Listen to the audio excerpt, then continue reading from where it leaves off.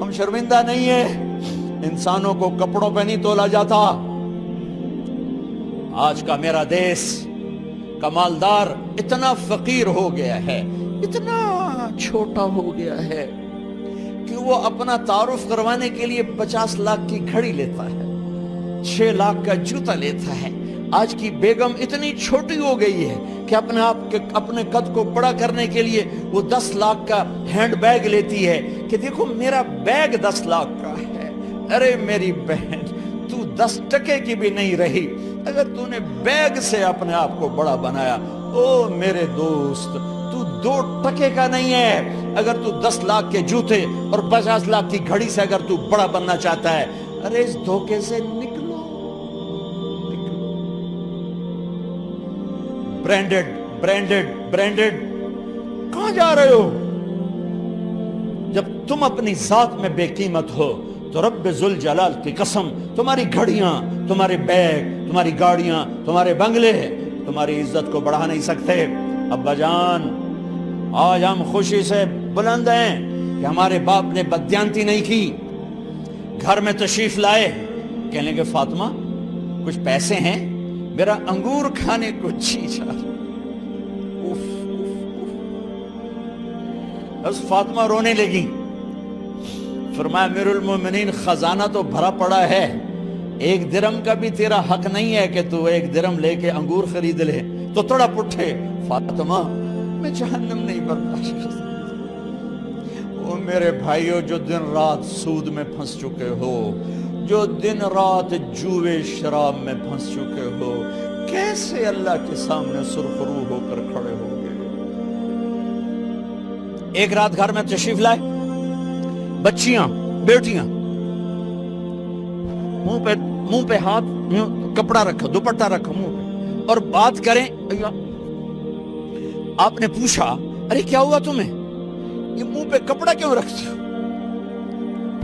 تو خاموش ہو گئی، لیکن گھر کی خادمہ رو پڑی۔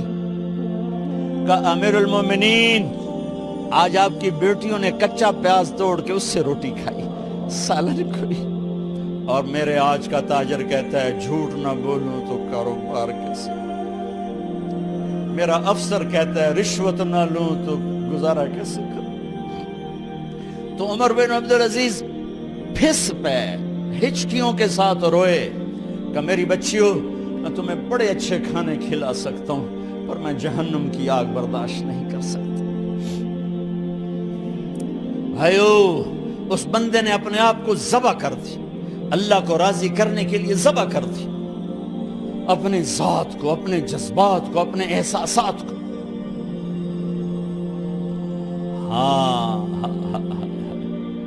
اب اللہ نے صلہ کیا دیا؟ جب انتقال ہونے لگا تو بلایا رجا کو، جو میں بات پہلے چھوڑ کے ادھر ان کی تھوڑی سیرت بتائی کہ رجا اب میں مرنے لگا ہوں۔ عبد الملک کالا ہو گیا تھا، ولید کالا ہو گیا تھا، سلیمان کالا ہو گیا تھا۔ یہ کیوں کالے ہوئے تھے؟ یہ بے نمازی نہیں تھے، بدکاری نہیں کرتے تھے، کسی کی طرف ان کی میلی آنکھ نہیں اٹھی کبھی۔ یہ ظالم تھے، ظالم، انسانوں کا خون پیا، مال میں خیانت کی، اس پر اللہ نے چہرے پھیر دیے۔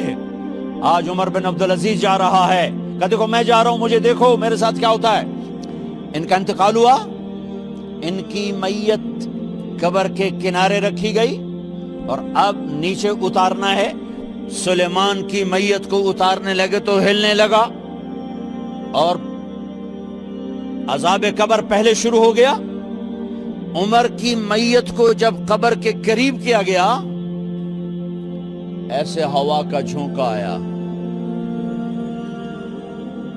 ایک پرچہ ایسے لہراتا ہوا یوں آیا، یوں آیا، یوں آیا اور عمر کے سینے پر گر گیا۔ لوگ کٹھے ہو گئے، پرچے کو کھول کے دیکھا گیا تو اس پہ لکھا تھا بسم اللہ الرحمن الرحیم، براءۃ من اللہ لعمر بن عبد العزیز من النار۔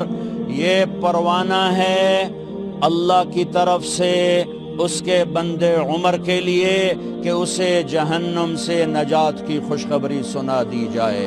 آہا، مرنا ہو تو یوں مرو، اللہ ایسی موت دے دے.